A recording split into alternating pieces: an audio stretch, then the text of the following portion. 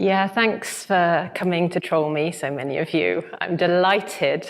I'm really, really pleased to be giving this presentation because it's very, very important to me. I speak from some personal experience and from the people who I work with on a voluntary basis. And so this isn't a technical talk, so I do apologize. This is more like me yelling again about things that have already been said, and to a large extent by people like Violet Blue. Help, I'll just keep doing this and it'll work. I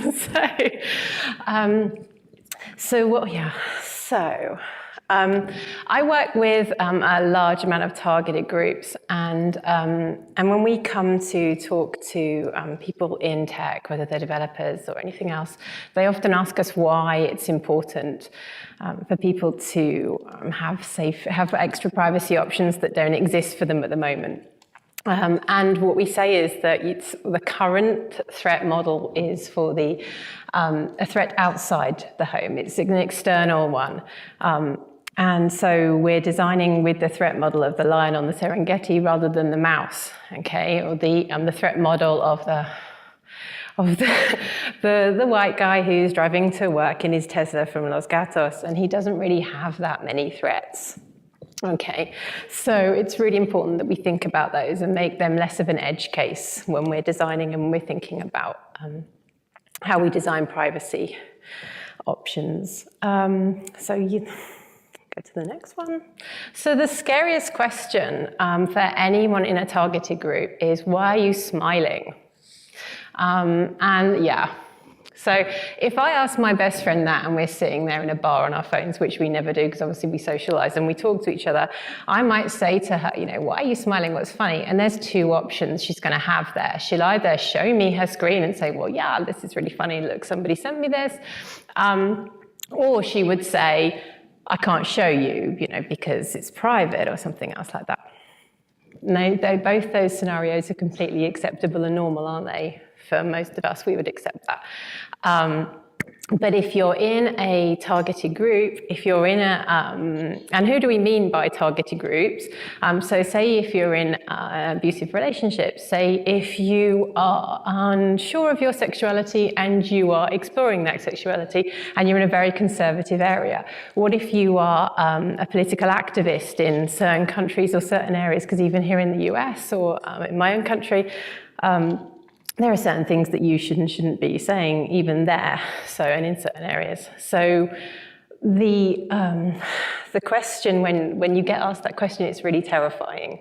And I always use that, and we use that quite a bit in the presentations that we do, and certainly in the work that OSPA do, and that's their Twitter handle if you want to go and have a look at some of the really, really good stuff that they do, because I'm basically representing a lot of the things that they say.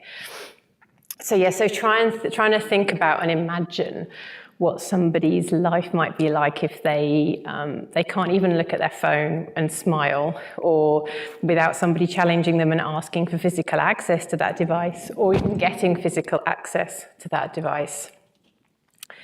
And so we say that the internet is perfectly safe, but it's not a safe space, is it? When we do security awareness, we try and make sure that end users are feeling comfortable and that it's basically like driving. All you have to do is just, wear a seatbelt. It's the same principle as using two-factor authentication and that kind of thing. But unfortunately, the internet isn't safe for people who are in targeted groups. Trans people, for instance, get a lot of online abuse and harassment. And we've seen, I'm not going to call out too many platforms specifically or go into too many details, but we do see issues with things like Twitter where there's issues with harassment and you end up reporting it and you your account gets suspended. So we know that there are issues with that. So what we need to do is, while we're saying to people, the internet is is a safe space, and tech isn't scary, and yes, you just need to use this, certain different methods to keep yourself safe online. We also have to recognize that people are targeted, people are not safe, and people can be put in a great deal of danger if their information is exposed. And so that's why even when you have things like the Equifax breach, that's a really big deal for somebody who's maybe living under a new identity and working. And that's even when you're using a service that you're paying for that you could reasonably expect to be well run. And then you look at services like the issues with Facebook, and people saying, oh, well, you're stupid. Why did you use Facebook? You're the product. You are the product. You have to expect that when you give a certain amount of information online, you're entering into that kind of contract with them, and it's all really very obvious. And you're a little bit stupid. You shouldn't be using it. But even when you use services like that, the fact that messages have been exposed, it's really worrying and it's really scary.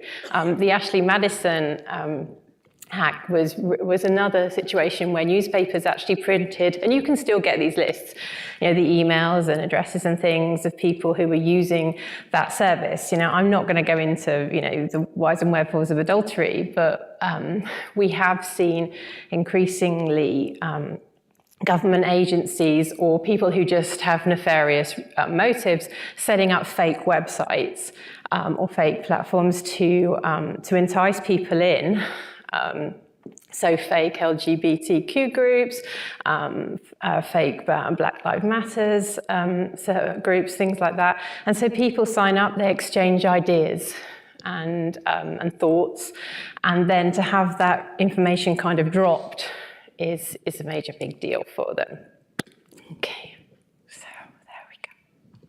Next one, please, work. Also, I've put this up because I get a lot of comments on Twitter, particularly about the fact that I shouldn't be complaining about white men, and I did start my comment with a comment about white men, so I'm sorry. But so this is women. We need to do better as well. We do just the same thing, and this is wrong, in my opinion. And there's also a UK-based site, I think, called Tube Crash Net, and there's loads of things. I mean, these things exist all over the world, wherever there's public transport, okay? So, what am I trying to say? Whether you are on a social network or not, you still run the risk of having your identity or your acts or your thoughts kind of exposed. And so if any of these men are creating a new identity somewhere for whatever reason, I mean, not even necessarily, I don't mean in like a witness protection program.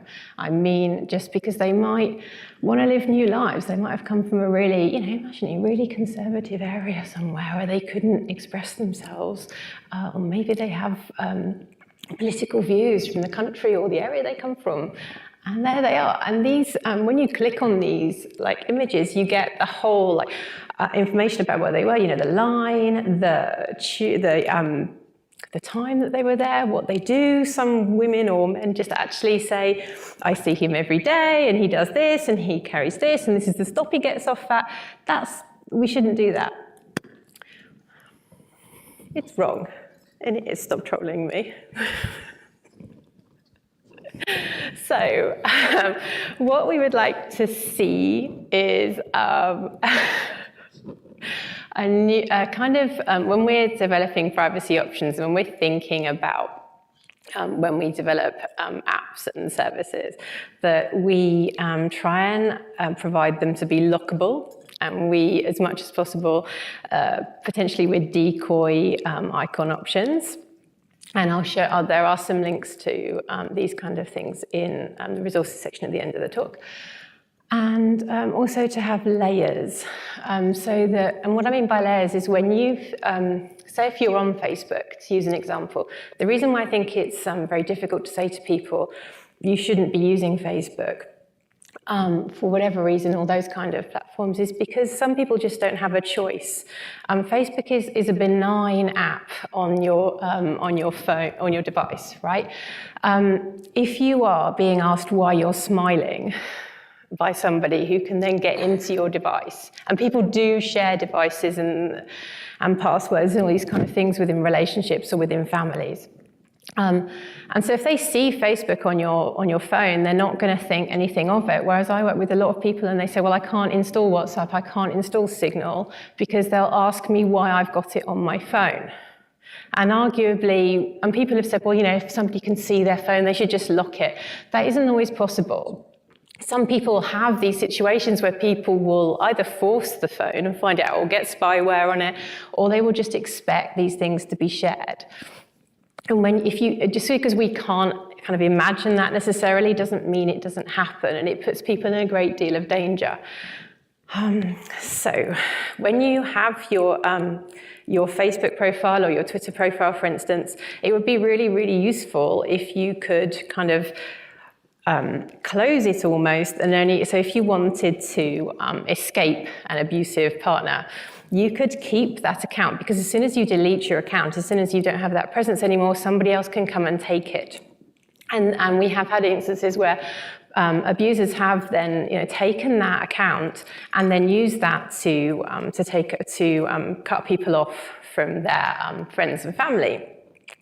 And you don't necessarily want to delete your entire account, because then it does cut you off. That's why people use it, and why people need to carry on using it when they're in these situations. So if you could have an account that you could just shut down slightly and then keep, so you were only talking to certain people, that would be really, really good. Because it would allow people to stay in contact and keep that level of support. And it's really, really important to them.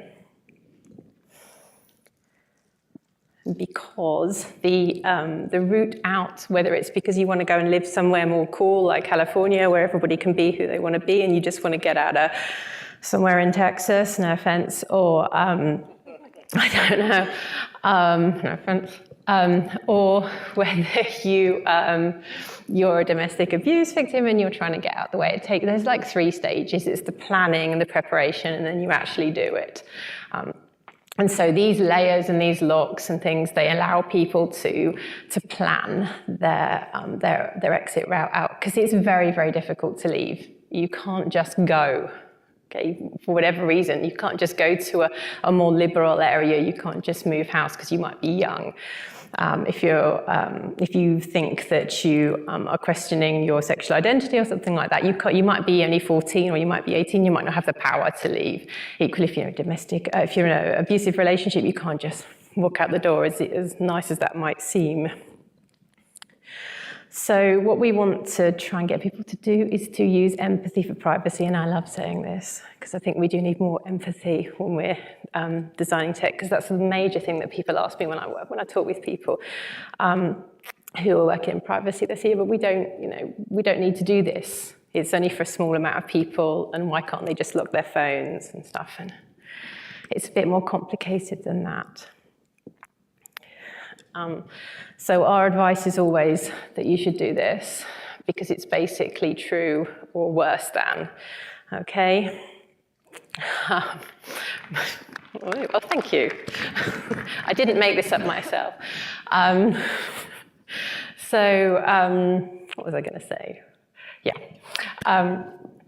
You just got to really be aware that people who have a threat when it's in their home, they have there's a level of access to their personal details and information that a phishing campaign or a vishing campaign, whichever one, social engineer's dream, basically. It's a social engineer's wet dream. The whole idea of having somebody who can just, open a drawer and get their SSN, and, they know your mother's maiden name. They know where you grew up. They know all the security questions that you might have set 4 years ago and never even thought about again.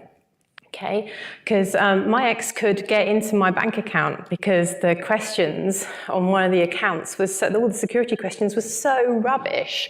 And I had to speak to the bank about this and say, he knows everything. You can't just ask me. And I can, obviously you can make these questions different, which I then had to, but then that means it's just complicated. So and it's horrible when somebody knows exactly what you've been up to.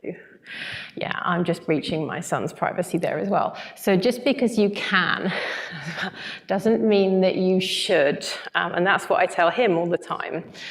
So when we're designing in privacy options, we often don't think, like we heard Mark Zuckerberg say last week, oh, we didn't realize the engineers couldn't understand, they couldn't have envisaged that this was going to happen. And so how do we expect end users to understand that? And why do we suddenly have to kind of use a really bad situation as a stress test? We should be thinking about people in targeted groups as our stress test, as kind of like a use case or something, so that we're designing for people who have seen the worst of society, rather than just from our own perspective, which is probably we've only ever seen good things that happen. And when so you really need to have people around you, and when you're designing things and thinking about this, who've kind of said, well, I think it's, somebody told me that there's a company here that designs their privacy with the focus of the threat model of a Syrian dissident.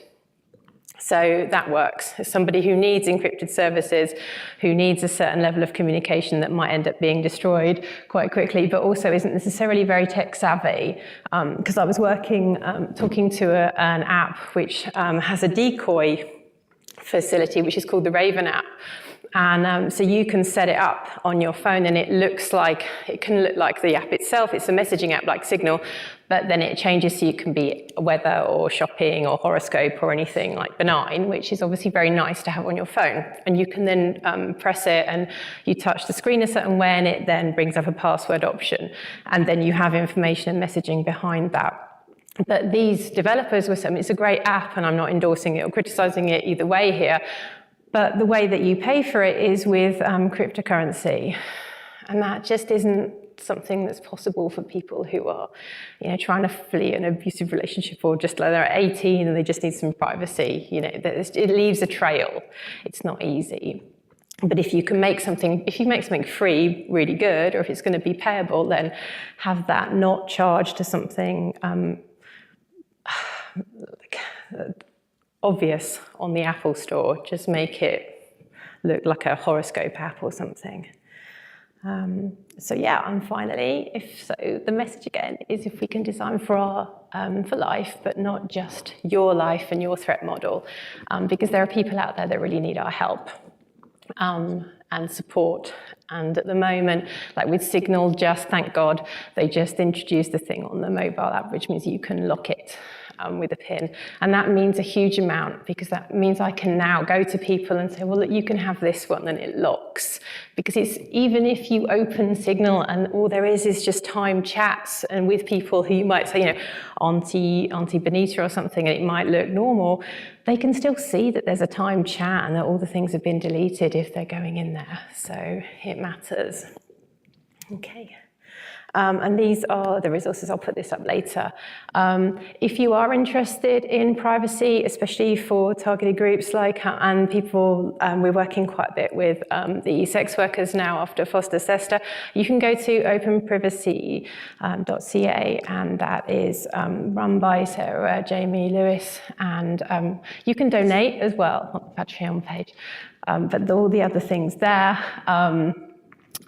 these books and websites all about bias and algorithms of bias and things. So have a think about that. Thank you very much. Thank you. There's one. All right, so she's not going to take questions. So I can take questions, unless anyone has a question. Anyone? Oh, there's one back there.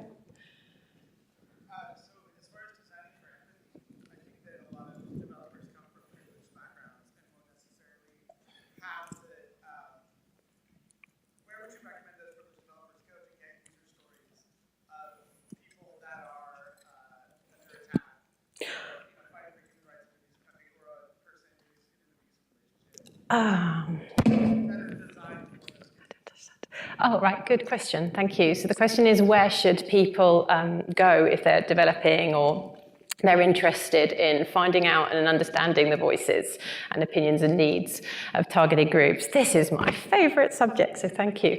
There's a lot of, if you go to people like Violet Blue or Sarah, Jamie Lewis, they have excellent resources and thoughts there. And Sarah actually wrote Violet wrote the Smart Girl's Guide to Privacy. Sarah wrote Queer Privacy, which is also an excellent read. They both complement each other really, and they talk about those kind of things. Otherwise, I think, because obviously my big thing is diversity, I think it's why we need diversity in our employment. And things like that, and the groups we use to test. Because if you're only surrounded by people who are like you, it's kind of like the example I use with women's restrooms, where I see that all the time. That is a really good example of bias. Why are women's restroom lines still in 2018 really, really long? I mean, it's not a major issue given everything we've got going on politically, but hello, that is because over 90% of architects are male.